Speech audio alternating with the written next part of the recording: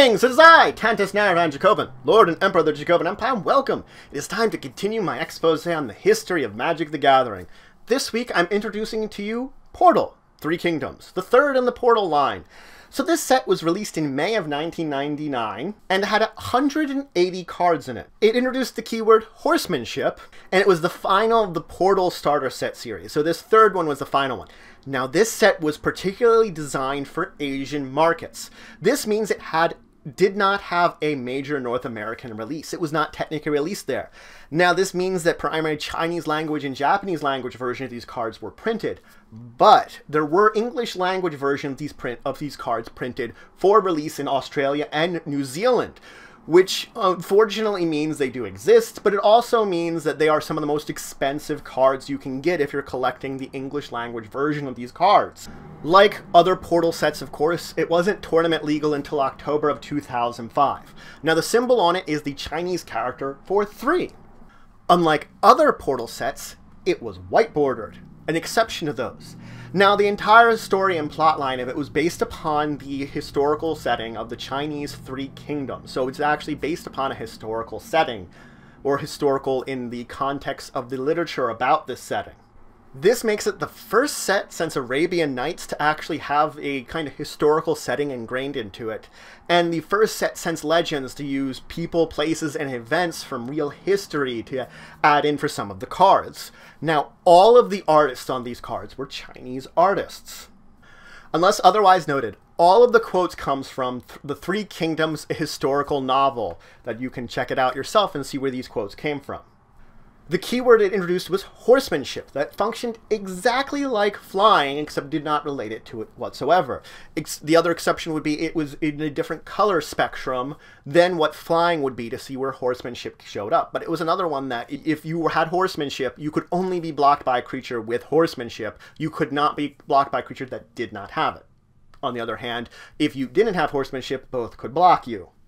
Now, it was sold in 10-card boosters that had 2 lands in them. It also was sold in 3 40-card pre-construction decks and a 2-player starter set. The pack art was Riding Red Hair. Now, it had a pre-release too, and the pre-release for card that you could have gotten a foil for was Lu Wu, Master at Arms.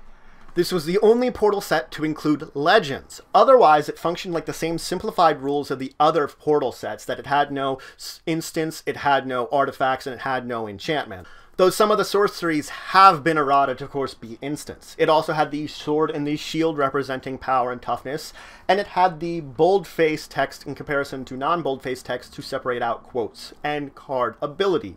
It, of course, had a number of reprints, including Blaze, and some functional reprints, a good amount of them, including Fire Ambush, which is effectively Volcanic Hammer. Now, when Portal the Three Kingdoms became tournament legal because some of the cards were actually useful, and it was such a rare set to begin with, the price spiked greatly. So it was the fact that it became tournament legal and usable in many legacy and vintage decks that drove the price up. So now a pack of Portal Three Kingdoms is only less expensive than a pack of Unlimited, Alpha, or Beta. Those 3 are the only ones whose packs are more expensive if you're trying to buy one. Booster boxes, that is. Now, there were some mistakes in the set. There were a number of cards that had incorrect collector's numbers on them. Also, riding the Delo horse does not include the words until end of turn, and it's a sorcery that gives something permanent to a creature. The 3 theme decks were the Shu Kingdom, which was white, the Wei Kingdom, which was black, and the Wu Kingdom, which was blue. Couple other interesting bits of information. This had the longest set name up until this point in time. So it has been since replaced, but at the time, longest. Zodiac Dragon is one of the 5 dragons without flying or with the natural ability to gain flying in some way. And Zodiac Rooster is one of the 4 creatures to have Planeswalk. So let's talk about some cards from that set. There's Imperial Recruiter. You may search your library for a creature of power 2 or less and put it into your hand when it enters the battlefield.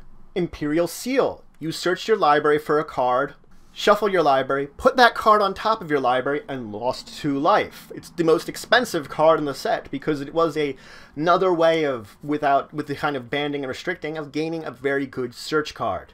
There's Loyal Retainers. You could sacrifice Loyal Retainers to take a legend card from your graveyard and put it into play. You had to do this before you attacked on the turn. There's strategic planning. Look at the top 3 cards of your library, put 1 into hand and the rest into your graveyard. The Ravages of War. Destroy all lands. Rolling Earthquake. It deals X damage to each player and each creature without horsemanship. So it sort of replaced Earthquake, which was originally for anything not flying. There's Balance of Power.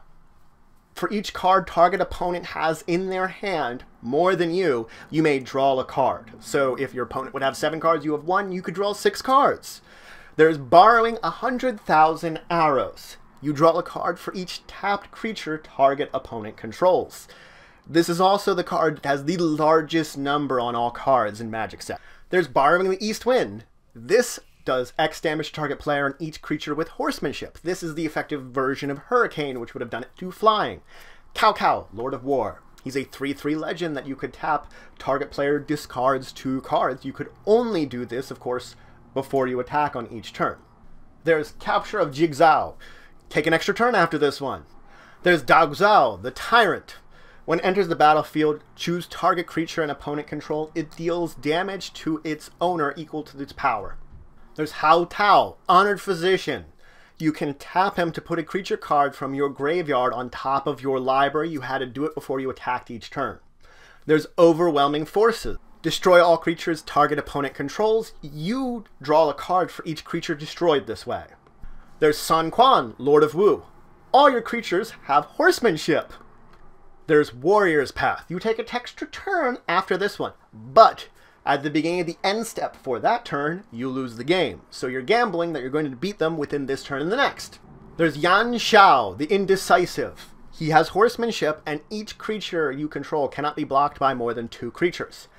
And then there's Zodiac Dragon. If it is put into the graveyard from play, you may return it to your hand.